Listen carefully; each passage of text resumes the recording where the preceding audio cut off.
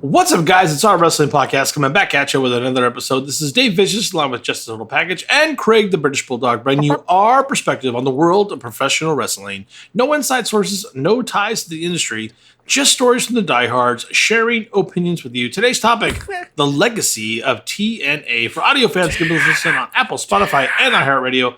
And for video, check us out on YouTube at our wrestling channel. Don't forget that Jess has several other options to the left. It's to the left. And please give us a follow on Instagram at O.W.P 2019. TNA was fun. It's still fun.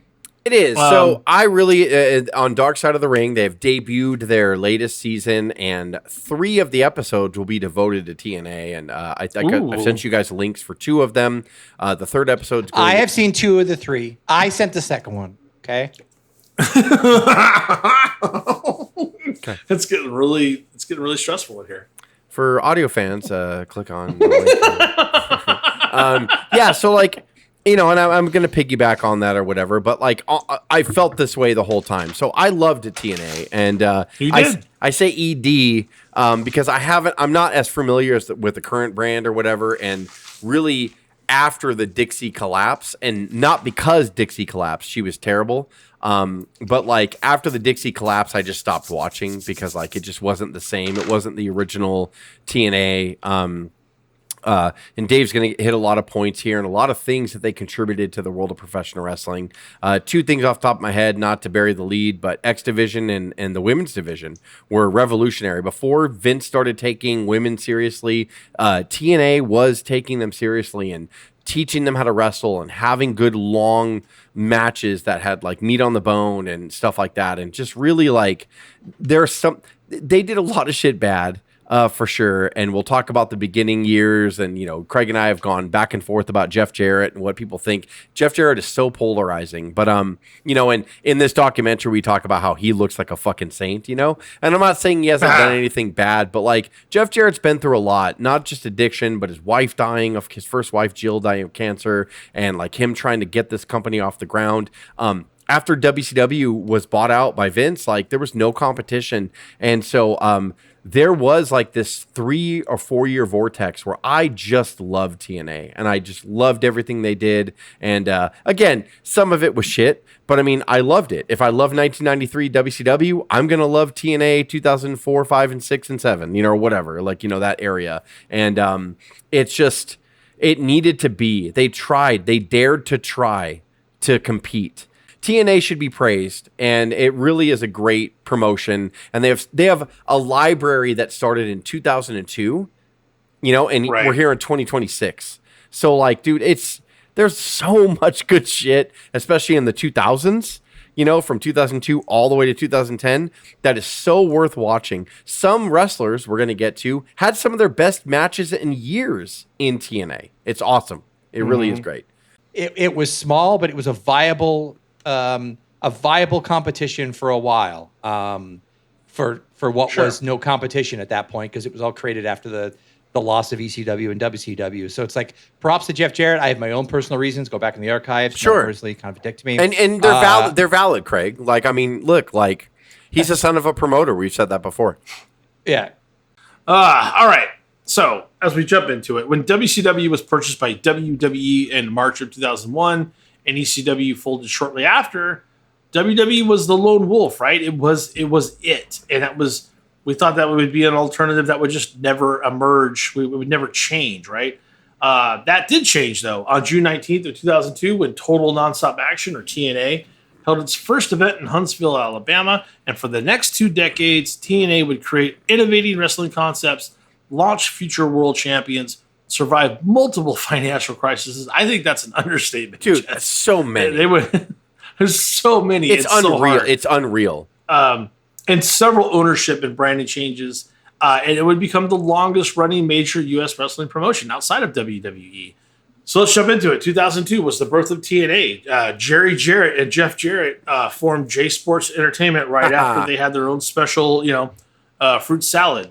Their own chicken salad with the raisins in it. I'm pretty sure is what they had. And then they bought this and developed this agreement with National Wrestling Alliance, and they launched as NWA TNA. So that's another June big thing right off the beginning is like the lineage is strong. Like AEW is the cousin of WCW because and Crockett because they're on TBS TNT, and TNA is also the cousin of WCW because they inherited the NWA lineage. So Jarrett's big thing was like I needed something, even though I wanted to do my own promotion. If I got the NWA, I could at least reference that. So technically, on paper, the NWA TNA champions were former NWA champions. The same ilk as Flair, Harley Race, Luthez, like all the other people that have won that belt. And I know people are like, oh, that's bullshit. I'm like, I mean, it's canon.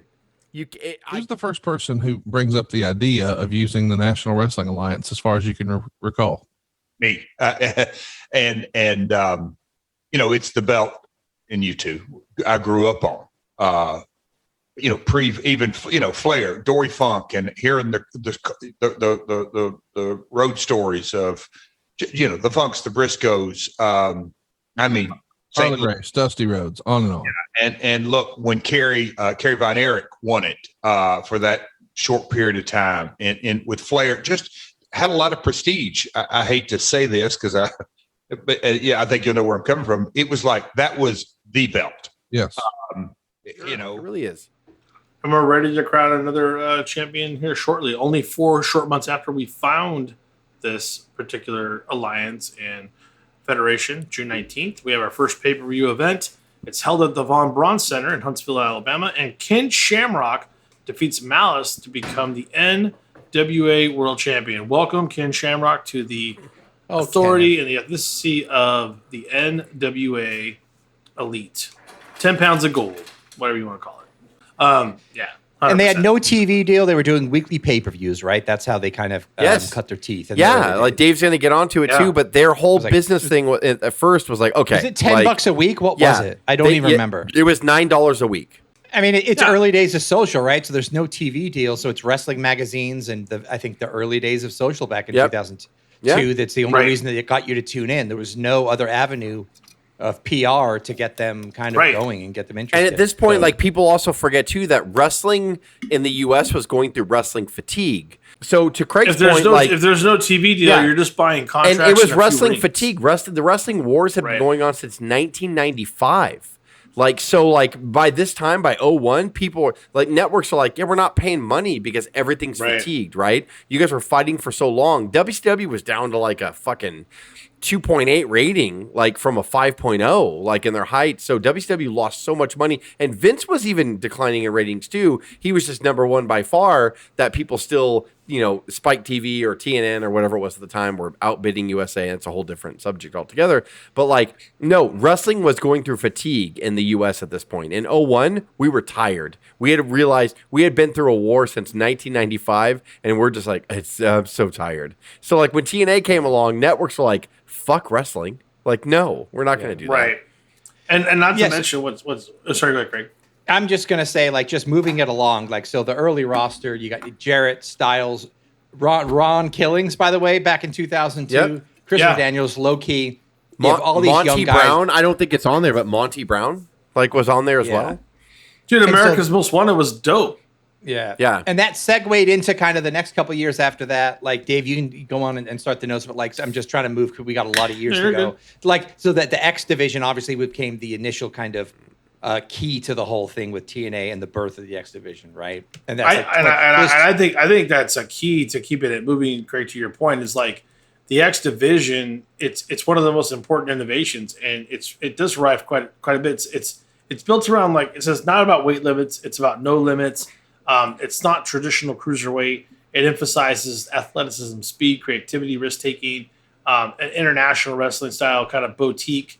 And that's where people like AJ, Low-Key, Christopher Daniels, Jerry Lynn, Amazing Red, Chris Sabin. Oh my God. Frankie Kazarian, Petey Williams, those people can really thrive in those environments. When you say we have a different division, but it doesn't have to be a heavyweight or lightweight or cruiserweight, whatever. It's just we're going to make this division about just crazy kind of balls out wrestling. And, everything goes. And high flyers, great technical ability, Like I said, our international hard style that we're not accustomed to seeing. It brought a lot of wrestling forward, right?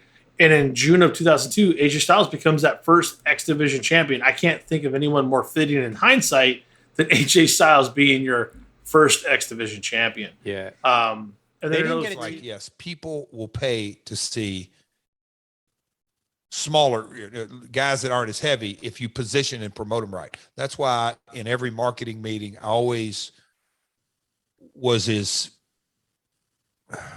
openly, I really press the fact that, hey guys, if we tell them their main event, they'll believe it. But if we tell them they're less than, that's what they're going to think. So I always tried to position the X Division, even from day one, on equal footing. And They then didn't get a TV deal. Yep. They didn't get a TV deal to 2004, so they lived those first 2 years, and they finally. And got it to wasn't Spike right away. It was some other network that they got like almost syndicated Fox kind Sport of Net. style. Yeah, Fox Sport Net. Yeah, right? which nobody watched. Wow.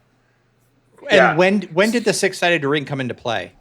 I want to say very quick. I don't remember, and I should probably have put that in there. I don't think my note taker. It was quick though, right? Like it was like, quick. I remember Dark Side. Jeff Jarrett was like, I feel like we shouldn't do a 4-side. We should do 6 because they copied UFC.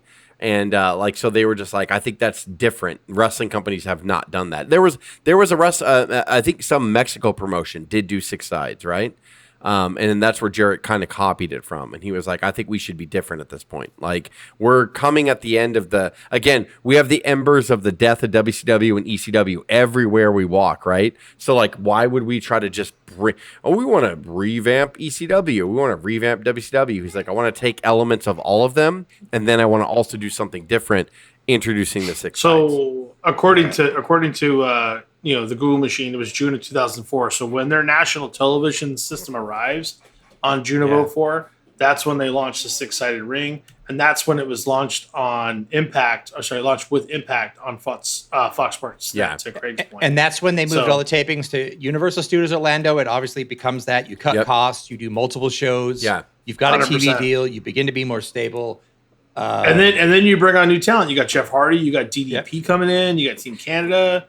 Like that's a big deal. Like this, everything's starting to kind of come together. You're like you kind of nestled this thing from a little eggy poo. It finally hatched. It came out of the sand. Now it's running towards the ocean. Here we go. We got a TV deal. We're getting more big names. The people that kind of got us here are launching us up and running.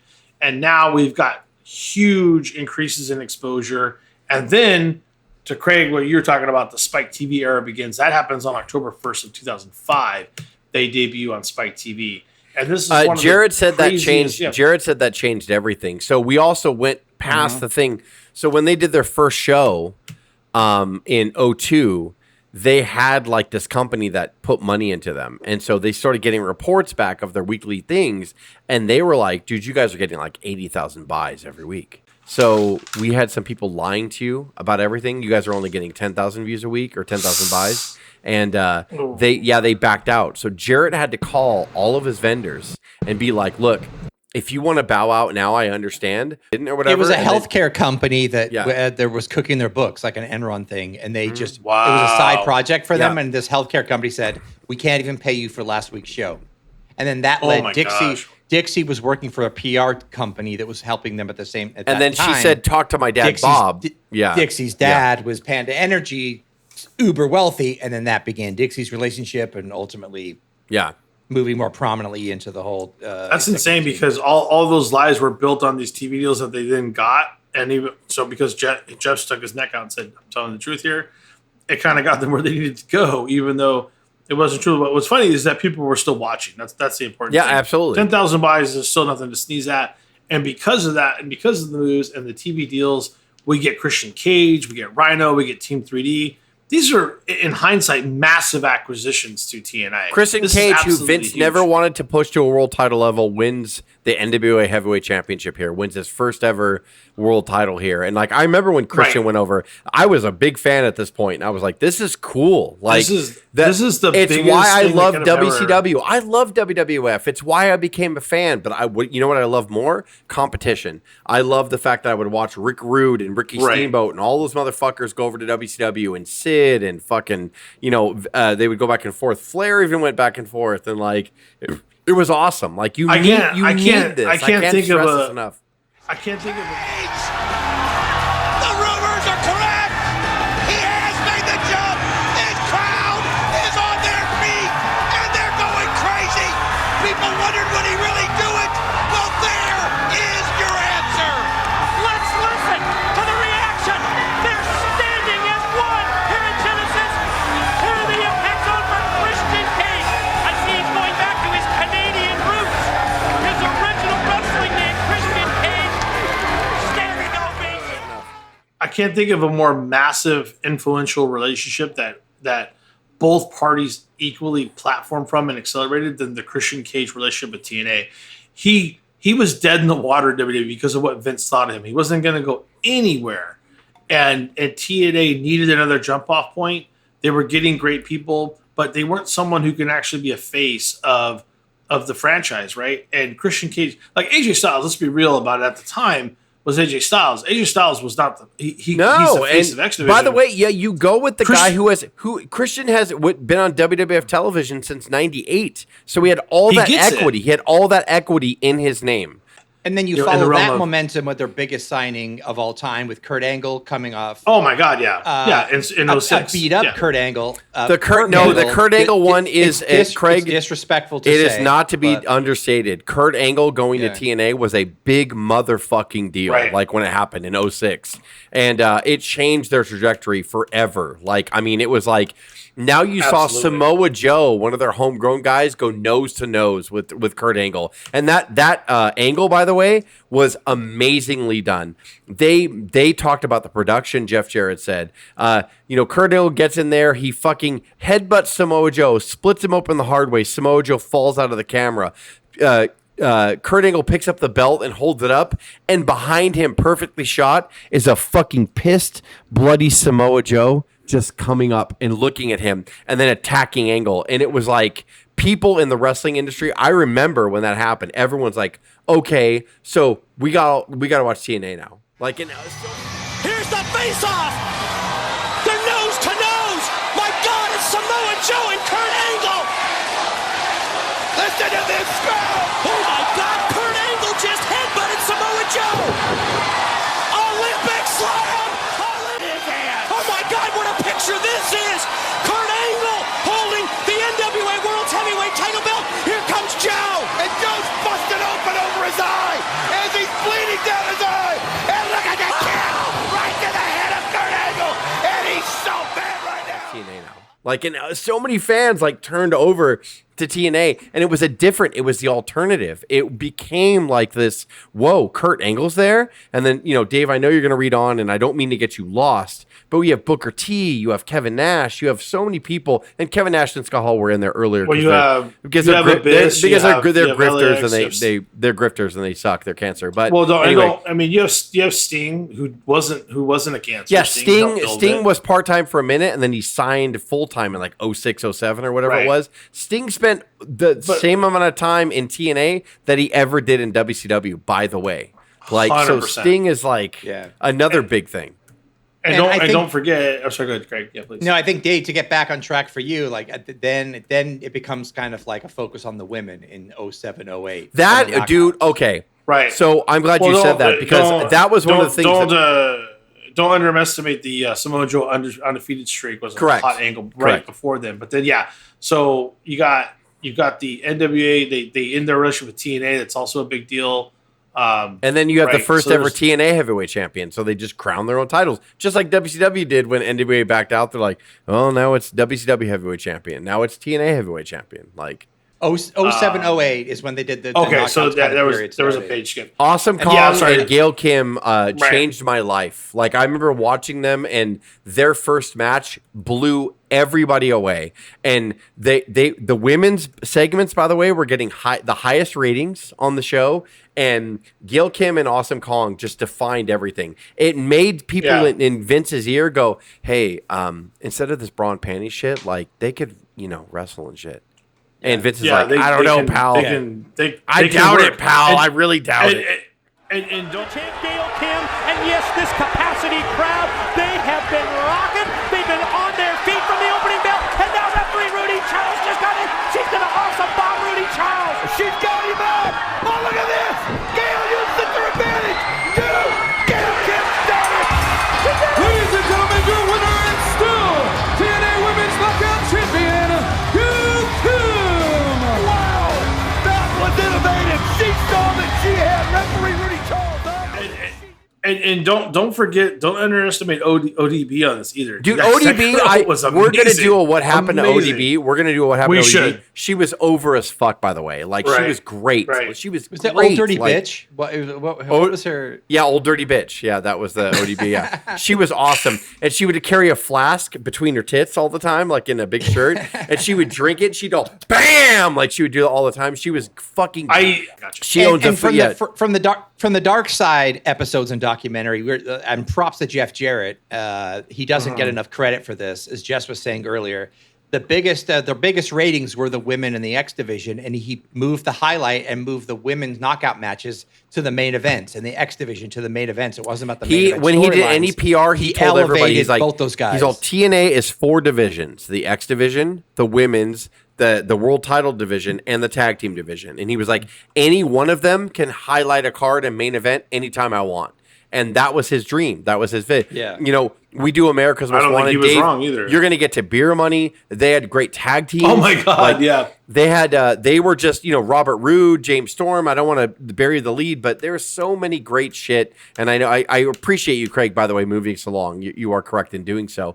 You're doing a great job. There's so many, and we want to try to fit in like to 30 to 40 minutes, right? And like the legacy of TNA, it's almost impossible. But Totally skipping the Jeff beautiful Jarrett people. We'll get to them deserves so later. much more. We're going to get to the cancer and the death and the way Dixie fucked everything up, and of course she did. Of course she did. Yeah, beer money. Don't forget Motor City Machine Gun started here in 2008. Yeah. So Jess, a lot would- going on. And we're talking you about the agree, legacy of TNA. So if people are watching, going like, "What about these individual feuds?" I'm like, if we did all individual feuds, we'd be Yeah. here for 3 hours. Like, there's so 24 many years. great. Yeah. I was going to ask you Right. earlier, but like, so would you consider yourself peak TNA 2009? Is that when? Peak to me Or was no? like 07 to 09. Like before Okay. before Hogan and Bischoff, absolutely. They sucked afterwards. But like I would say the peak TNA, go back and watch like 06, 07 to 09. You will not be disappointed. Like you will not be Nigel McGuinness was Desmond Wolfe. Had a fucking barn burner of a match with Kurt Angle at one point in time. They had a feud. And it was just like there's so Right. many things that you should go in there and see. Like early days, by the way, Young Bucks were in CM Punk was in TNA. It's crazy. Like back in the 02, 03 area before they went to Ring of Honor, TNA was just housing all these people. It's Right, 09-10 is when Jarrett begins to lose control, Dixie takes control, and then Hogan and Bischoff in 2010. So just however you want to tackle. No, there is. together there you in go. this Yeah, 12 that months. year from like 08 to 2010 was the controversial years where like Jarrett was kind of hanging on. Then he got removed because Dixie kind of backstabbed him and everybody else knew. So the whole thing when Angle came aboard is that he was married to Karen, Angle. Yeah. And but they had separated legally before that. And so when Kurt came to TNA, he asked Karen, I need you to keep this facade up of like, we're this happy couple, because that's what I kind of want, the image that I want or whatever. But Kurt was fighting addiction or whatever. They were living separately. They were legally separated. Then they came in there, and after Karen tried for a bit after he came in to calm his addiction down, she couldn't. So she's like, I'm out. That's when she kind of started interacting with Jeff, because I guess Jeff called her at one point because she had been on TV, and he's like, no, I still want you on TV. I think you're really talented. I get it if like you and Kurt are volatile. I don't want to push it, but like that's when she said like I guess he read a scripture to her, and about from the Bible, and he talked about his wife Jill. And he was just like, here's the scripture that I go by, and my wife Jill and I kind of live by it or whatever. And he read it to her, and that's when she was kind of like, I think I need Jeff Jarrett in my life. Like, I think that I need this, like, so that's when they started dating secretly. Everybody knew about it except for Dixie Carter. So I guess they had a party one time where Jeff Jarrett called Dixie and said, I really want you to go. I don't remember if it was a Christmas party or whatever it was. And he's like, I really want you to come over. So she came over. And when she came in the door, it was like, Jeff Jarrett and Karen welcoming them, welcome to our home. It's our party. And I guess Dixie was pissed. And she called like a bunch of people afterwards. And she's like, why the fuck wouldn't you tell me that she's dating Kurt Angle's wife? And they're like, look, like, they've been divorced separated for a long time. They're filing for divorce. Like Kurt she's is like cool. straight up buy into the kayfabe. Yeah, Kurt is. Like Kurt is cool with it, like whatever. But I guess Dixie at that point called Jeff and said, "You're in an inappropriate work relationship. We can't have that." And she, because the Carter family had the majority ownership, forced Jeff Jarrett out for a bit, and that's when it started. Wow. And then she started negotiating with Hogan and Bischoff, and away we go. And then one cancer led another cancer in, and then now TNA had two different types of cancer. It's Hogan, Bischoff, Flair. By the way, LOL TNA, hashtag LOL TNA is a real thing. They put some garbage out in 02, 03, 04. Vince. You guys, TNA and the Maniacs, we are making history tonight, right here in TNA's ring. There is so much talent in the back, so many young guys that are running so hard. And yes, guys, there's a lot of old faces in the back that are ready to gear up. TNA is going to be the #1 company in the world. It always does. So just to like you said, to push on through here, the Monday night experiment against Ross happened at this point with Hogan and Bischoff kind of in charge. They did. What year was that? 2011? No, 2010. 2010. Okay. And then they took away the 6-sided ring. They told the fans, "You don't know what you want. We know what you want," which is fucking insane. And then they decided that doesn't sound familiar at all right now, does it? They did the debut of Hogan and Bischoff. They moved it to Monday on purpose, and it did a very fucking good rating. And then they went back to Thursday nights for a bit. And then Hulk and Bischoff were like, look at what we did on one night. Let's just do competition. That's how WCW rose to prominence, is we fought Vince. So they moved. Really? I don't remember. No, you're correct, Dave. I don't remember what date they moved it. It was probably another couple months after Hogan and Bischoff got there.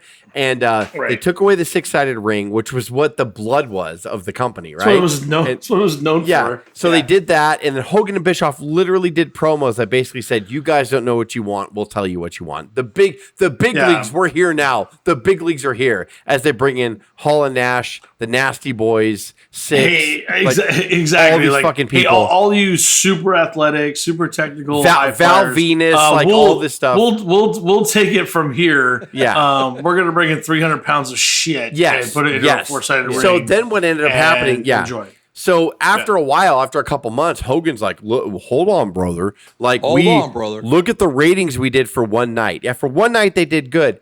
They decided to permanently move TNA Impact to Monday nights on the march to WrestleMania one year, which is the dumbest time you could fucking do it. And so their debut episode was awful. They got less than 1 million watchers or whatever. It was awful. It was awful ever since. And then I think that experiment lasted for like 2 or 3 months, and then they moved them back to Thursdays with their tail between their legs. Yeah, so 11 and 12, it's pretty much those same players. And you got, you still got a good creative period despite momentum kind of slowing. And then the warning signs kind of start. Hulk Hogan leaves, AJ Styles leaves, Jeff Jarrett leaves, and they leave Universal Studios regularly, and then they kind of go on a tour. Which, if you learned anything from WCW, that's not the way to go in the eras that we're in.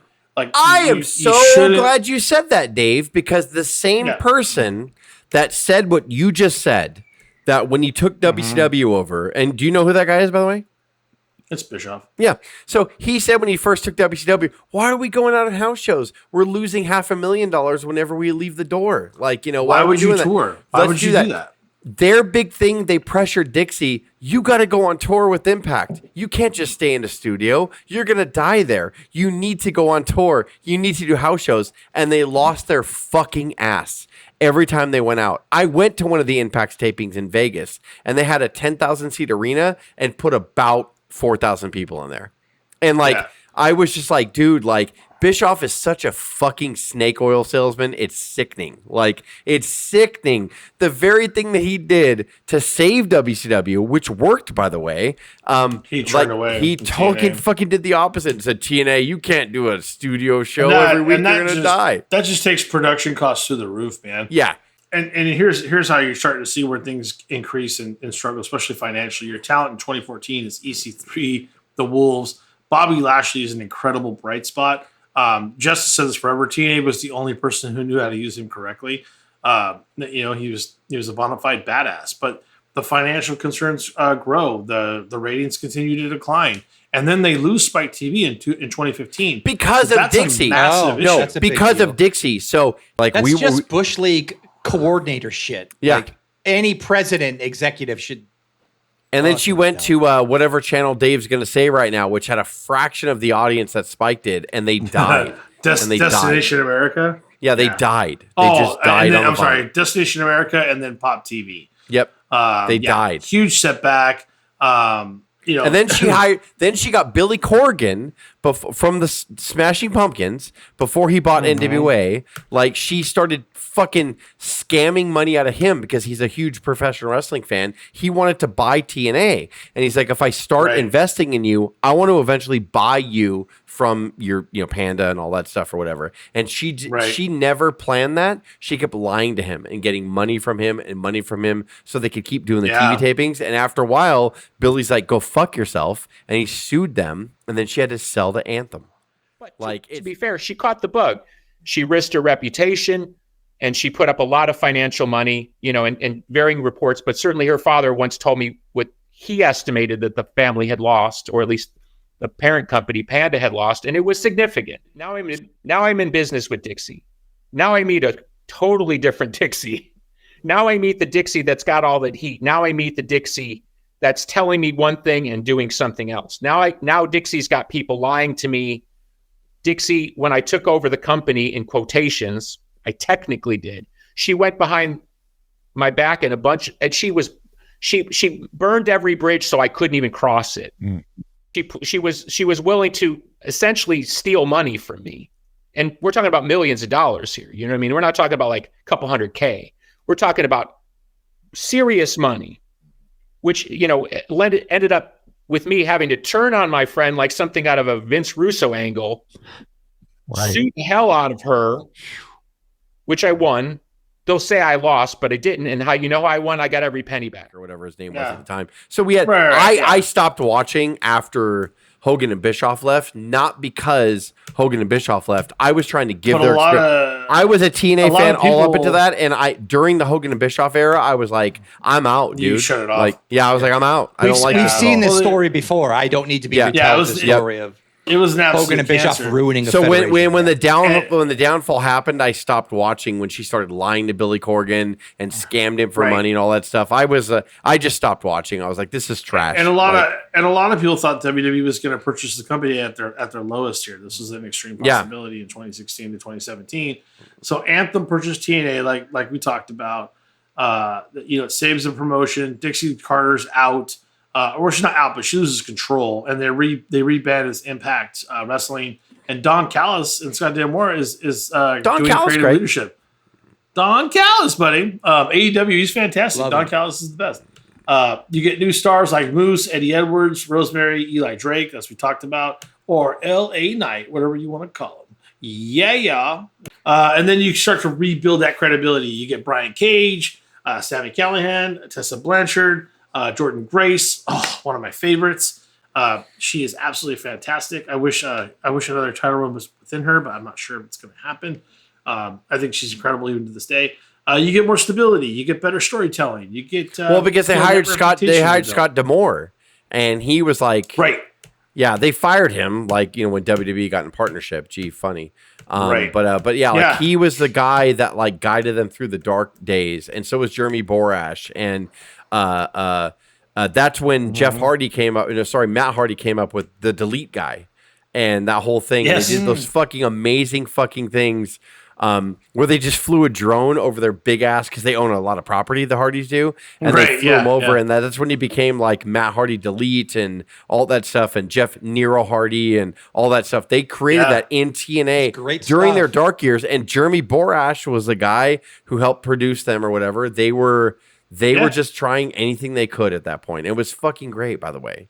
And then they started expanding into AAA and New Japan Pro Wrestling. So you're starting to see that forbidden door in 2021. Kenny Omega wins the Impact World Championship. Yeah, they were in partnership with AEW at the time. Appearance. Yeah. So AEW, New Japan, and AAA are all cross partnering with TNA, which is huge.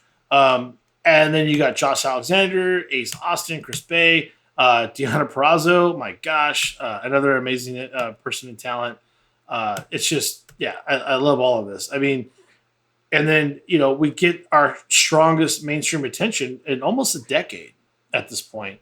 And then 2022, we're at 20 years of TNA. So we're already well past, as Jess said in the beginning, the WCW, from Turner. Right. And at this point, you got Moose, Josh Alexander kind of doing things. Jordan Grace is doing work. And then we've got Bound for Glory, and it's the return of TNA that's announced there. They announced that Impact Wrestling will return to the TNA Wrestling name, and the fan reaction is off the chain. They return in 2024 in January of said year. It's hard to kill. Impact Wrestling officially becomes TNA. And then Scott D'Amore exits the company at that point. Which sucks. I think that sucked for them. And then afterwards, they announced their partnership with WWE after that. Right. Yeah, and they strengthened the identity of TNA at that moment. And, that's when they get cooperation with, to your point, Jess, with NXT within WWE. And we get that kind of forbidden door situation. And now we've got Joe Hendry, Moose, Nick Namath, Mike Santana, the Hardys, Josh Alexander. So you're seeing a lot of cross-promotion stuff going on. And at this point, it's the largest running major American wrestling alternative since WCW. Yeah. And when you say WWE, that's why it's alternative, because WWE is the standard, unfortunately. I don't care what anybody says. Yeah. You can like it or hate it. Most of us are not currently watching for some of our own reasons, but it is the standard. So let's get into the contributions. The X Division was huge. I love the six-sided ring. Unfortunately, a lot of people said it hurt like hell. Even the talent did not like it so much. But it was a cool-ass ring. It was a different concept. You were getting people coming off different portions of the ring. I thought it opened up a lot of possibilities of what you can do, especially in multi-tags or 3-on-3s or 4-on-4 wrestling matches. Was just amazing what they could do in there. And that launched people like AJ Styles, Samoa Joe, Sabin, Alex Shelley, Christopher Daniels. I don't know where they would be without the X Division and the six-sided ring. It truly launched them into a whole nother realm. You have guys that are mainstays now. Like look at AJ and Samoa. Yeah. And so many guys that started out. I mean, Drew.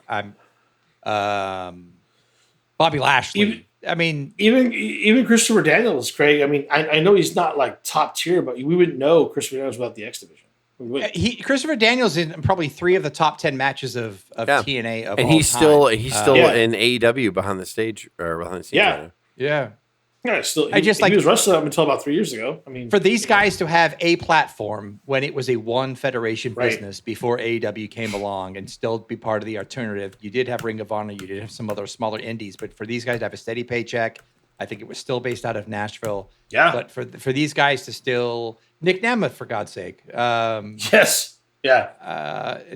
It was great. I mean, thank God for them, and props go for Jarrett for all those faults for just fighting and hustling and grinding the first 10 years of this thing, and then having it become it's still around and it's still struggling. And Craig, don't forget the amazing knockouts with Gail Kim, Awesome Kong, the Beautiful People. That's my big contribution. The X Division. Massive. To me, like in my heart, it's the Knockouts division. The Beautiful People, Gail Kim, Awesome Kong.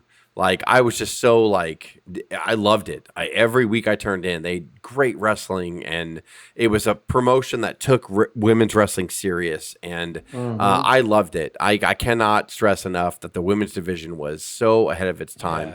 unfortunately, because it should have been way before that. But Right. Jeff Jarrett,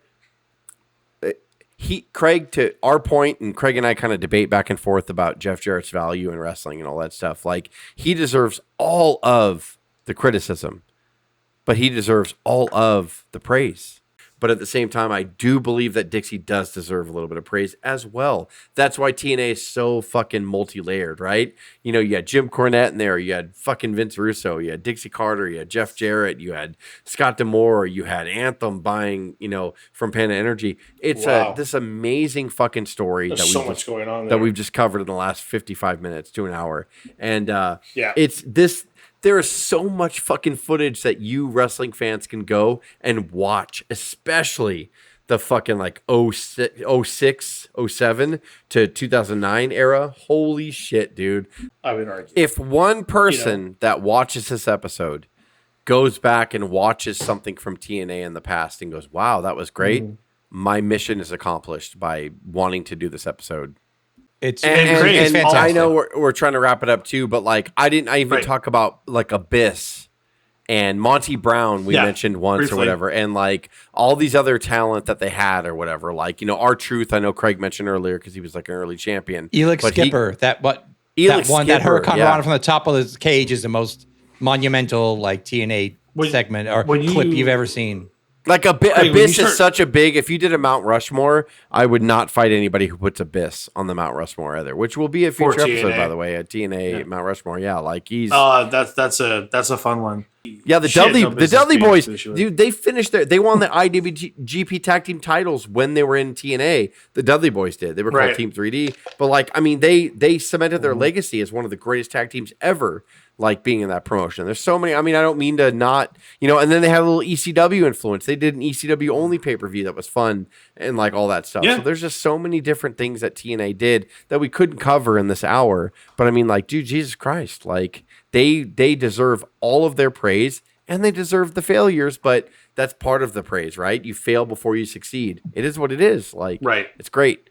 Yeah, 100%. And it's still around. It's still fledgling. It's still kicking. grinding. Still there. It's still going. kicking.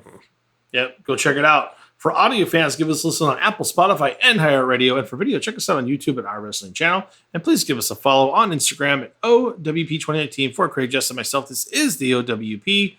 Signing off. Have a good one.